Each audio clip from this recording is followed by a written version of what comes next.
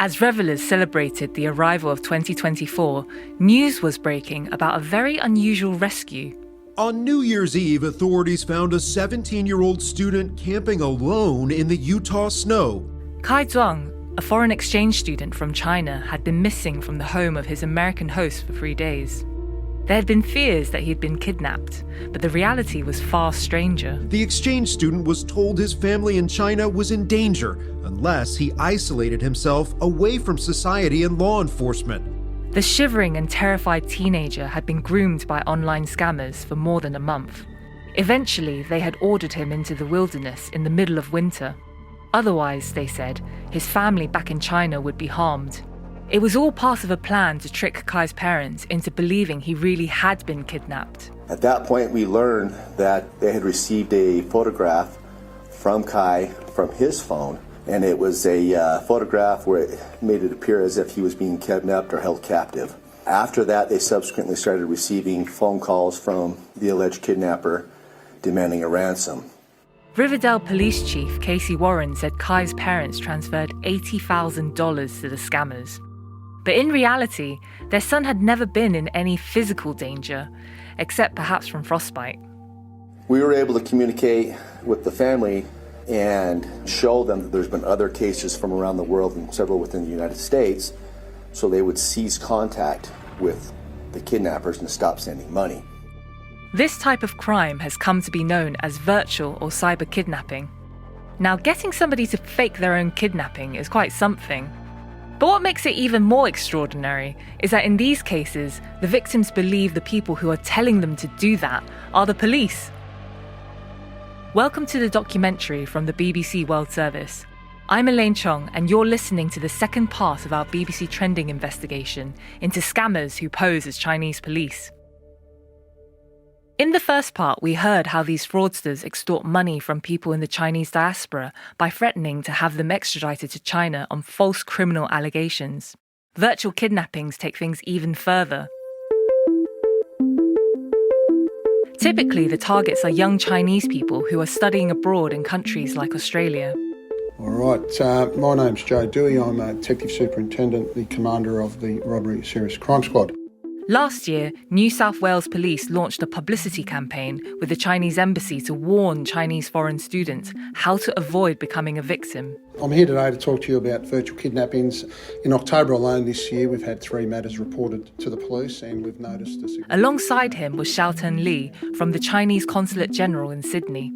The victims of recent cases not only suffered heavy financial losses, but also huge psychological stress. I spoke to Detective Superintendent Dewey recently, and he told me how these scams work. A virtual kidnapping is an elaborate telephone extortion scam. The victims are told by someone who they believe is a Chinese police officer that they have committed some type of crime in China. So how are people manipulated into thinking they're talking to the police? As we heard in the last episode of BBC Trending, the scammers may appear on video calls in uniform or even in locations that look like a police station. Victims are sent fake documents that appear to incriminate them. They're threatened with deportation, they're threatened with arrest of themselves or their family members if they don't pay large sums of money. In some cases, victims believe they're paying bail, but then they're asked for more. When the victims themselves cannot meet the demands and basically have exhausted all their financial funds is when the scam escalates to a virtual kidnap. The scammers convince their victims that the best way to get more money is to pretend to be kidnapped. But how do you go about faking your own kidnapping? First of all, the victims are told to isolate themselves from friends and family. They're made to get new phones so that they can only communicate with the scammers. They're instructed to purchase makeup and rope. Victims are coerced into making their own video of them being in a vulnerable position to appear as if they've been kidnapped, tied up with tomato sauce on their body to make it look like they've been bleeding, and call in for help from their loved ones. The scammers send these images to families with a ransom demand. Australian police have released some of these photos and videos with the faces blurred out. It's very strange looking at them, knowing that the people who are apparently tied up on the floor in their underwear are actually faking it. These virtual kidnapping cases sound so far-fetched, almost unbelievable. How could anybody believe that a police officer, of all people, is telling you to do this? I guess I had the similar reaction to what probably your average person would have. How could someone believe this and how could someone fall for this scam? But you've got to factor in the cultural issues when we're talking about young Chinese students who come from a country who have a lot of respect for law enforcement and government officials. And being young, being vulnerable, being alone in a country on their own, they have no one to turn to. Unfortunately, they fall for it. And the fallout from this web of lies is all too real. This type of offence has a significant impact on the victim's state of mind. Almost on every occasion, they require hospitalisation due to the psychological trauma that they've endured during that whole process. What's it like to be put under this extreme pressure? My colleague Yi Ma from BBC Verify has been reaching out to Chinese scam victims who have been posting about their experiences on an app called Little Red Book. Hi, Elaine. Yes, that's right. We spoke to one young Chinese woman who doesn't want us to use her real name, so we're calling her Charlie. Now, we don't know for certain that she was being set up for a virtual kidnapping, but the signs are that things were heading that way. Earlier this year, she traveled to Sydney on a working holiday visa. She had a job interview lined up. But shortly after arriving, she gets a call from someone claiming to be from an Australian phone company. They claim a phone number under her name in China has been sending fraudulent text messages. My first reaction is panic. Yeah, because I'm always a law-abiding person all my life. I never did something illegal. The agent transfers Charlie to somebody who says he's Officer Wang, a police officer in China. Charlie is told to download Skype. On the video call, Charlie sees a middle-aged man in a police uniform. After running her details through a computer, Officer Wang says she is implicated in a huge money laundering case. Charlie is shown an arrest warrant with the photo from her Chinese ID. When I was in China, I believe in police. So I think if I'm good, I'm okay. Because I know I'm innocent. I'm totally innocent. I did nothing. Charlie says she signed a confidentiality agreement promising not to tell anybody about the investigation. And crucially, she's told she must immediately leave the shared flat where she's staying and isolate herself by checking into a hotel. Charlie is told to lie to her landlord about where she is going. I feel so desperate, I feel so desperate. Everything happens so quickly that Charlie doesn't pack. She just grabs her phone charger and iPad. Officer Wang is monitoring what she's doing on her devices. On the second day, Officer Wang allows Charlie to leave the hotel to go to her job interview on condition she leaves her phone on so he can listen in. On her way back to the hotel, Charlie breaks down. It's a sunny day, and a lot of people very happy. They sit on the grass and they talking, they chatting, and picnic. At that time, I feel so sad, and everybody is so happy except me. So I start to cry. Officer Wang starts to reassure her. And he said, "Don't cry. You are not go to jail now. I'm just a suspect." By her third day waiting in the hotel, Charlie is at breaking point. And the third day, I can't stand anymore. Because I really want to talk to my parents. I suffer a very big thing and I can't tell them. Charlie says Officer Wang scolded her, saying that he is disappointed with her at how selfish she is. That when she returns to China, she'll be arrested and sent to prison. I admitted, I'm so selfish. If I go to jail, I want to bring my parents go to jail with me. We are family, we should be together. Charlie has had enough. She walks out of the hotel even though Officer Wang says she'll be extradited to China if she does. She posts about her experience on Instagram, and a friend tells her the whole thing had been a scam. And after talk to my friend, I called my father. And he said I'm an idiot. So your dad called you an idiot, and then how did you feel? I feel I'm an idiot. Charlie's mum was more sympathetic and reassured her that this is a lesson about moving to a new place. I just feel I lost my mind at this time. Charlie deleted Skype after this experience, so it was impossible for us to approach her scammers. But as we'll hear later, others have managed to record scammers at work. This is the documentary with me, Elaine Chong, and for BBC Trending, I have been investigating the criminals who pose as Chinese police. So who is behind these scams? Jake Sims is an expert on transnational crime with the United States Institute of Peace, an organisation which is funded by the US government. He says the culprits are largely Chinese criminals operating from compounds in Southeast Asian countries, including Myanmar, Laos and Thailand.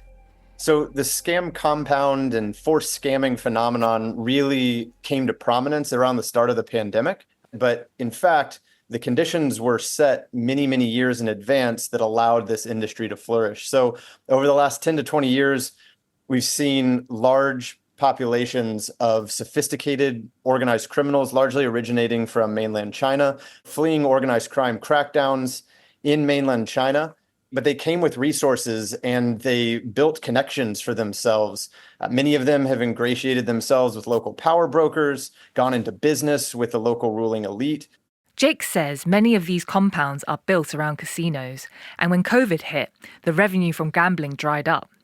So he says their owners diversified into online and telephone fraud, whether that be impersonating Chinese police or romance and cryptocurrency scams. And the money generated by these scams is huge. Some recent research that I was a part of came up with an estimate that between Myanmar, Cambodia, and Laos, that the number could be as high as $60 billion a year. It's a vast criminal industry in which many of the workforce are victims too. Chinese speakers are needed to actually conduct the scams. Many of them are trafficked to the compounds from overseas on the false promise of a legitimate job advertised online. When they arrive at the airport, frequently they're picked up in some sort of VIP van bus and driven to their place of employment. But instead of going to an office park or a normal seeming business, they're driven to these militarized compounds. And what they find when they arrive is that they're being forced to conduct criminal activities under threat of violence. I have heard from victims in my work stories of all kinds of physical abuse, beatings, being hit with tasers, people having food and water withheld, debt being used as a coercive force to manipulate people into working longer. There are widespread reports of various kinds of torture and even people being killed. With Chinese citizens not only being targeted by the scams, but also being trafficked to work in them, it's not surprising the Chinese government has responded. Its embassies around the world have issued warnings about the frauds. And in May, Chinese state media reported that 49,000 scam suspects have been returned to China from Myanmar in the previous 10 months. Others have been extradited from Cambodia and Laos. In a statement, the Chinese embassy in London told us, "The police of China is cooperating with the competent authorities of relevant countries in fighting cybercrimes, and the Chinese government spares no effort to ensure the legitimate rights and interests and the personal safety of Chinese citizens overseas." The crackdown is reportedly making some fraudsters look elsewhere for victims, mostly among English speakers. But the fake Chinese police scam is also changing. We're seeing this evolution really accelerate over the past few months with new technology being adopted, especially artificial intelligence applications, which really take some of these scams to the next level. Benedict Hoffman works for the United Nations Office on Drugs and Crime. We're basically seeing scams being done using deepfake videos, people being called by family members or police officers, and basically not able to determine whether that's the real person or not. I've seen deepfake technology being offered for sale in a Telegram group. It was being promoted as a way of appearing like a Chinese police officer. AI is also being used in virtual kidnapping to generate audio of victims to be sent to their families for ransom demands.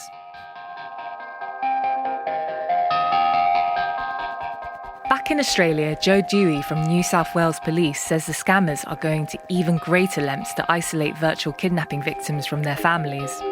The fake police persuade them that they would be much safer if they leave the country and hide in, say, Hong Kong or Vietnam.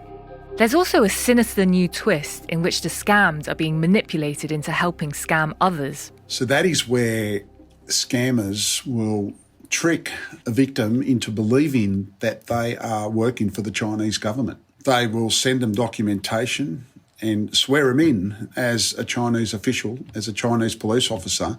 The victim, who may have already handed over money to the criminals, believes they have now been recruited by Chinese law enforcement. They are told to put on a suit as they're acting in service of their country. Joe Dewey says that they're then sent to monitor or intimidate other Chinese students in Australia. And for the new victim, it makes the illusion that the Chinese police are investigating them that much more real. So far, we've heard a lot about the scammers, but we haven't actually heard them.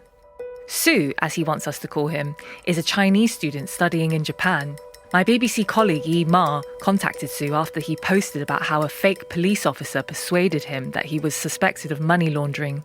Su was on a call with the scammers for 7 hours, and when he was allowed a bathroom break, he managed to contact a friend who told him he was being had.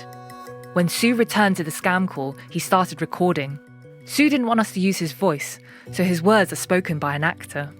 I can't mention this to my parents, right? You just said I need to keep it confidential? Yes, as I mentioned, before an investigation is completed, you are not allowed to disclose anything about it to anybody who isn't involved.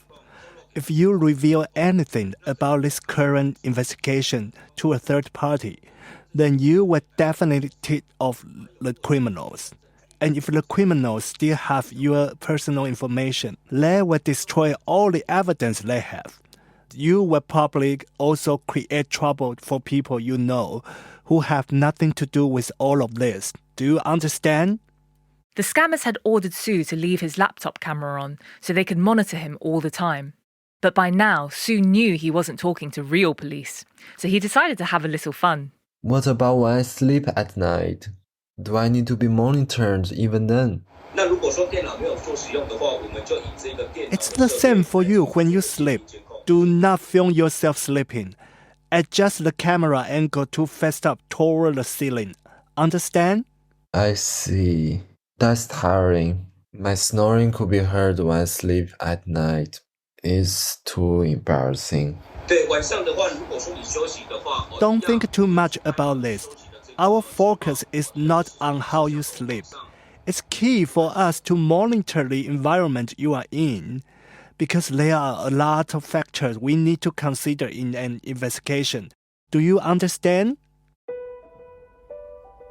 Sadly for the scammer, they never got any of Su's money, but also didn't have to listen to Su snoring. Su's aware he's had a lucky escape. He's since had another scam call, but this time he knew the danger signs. And he has some advice for what to do next time the phone rings.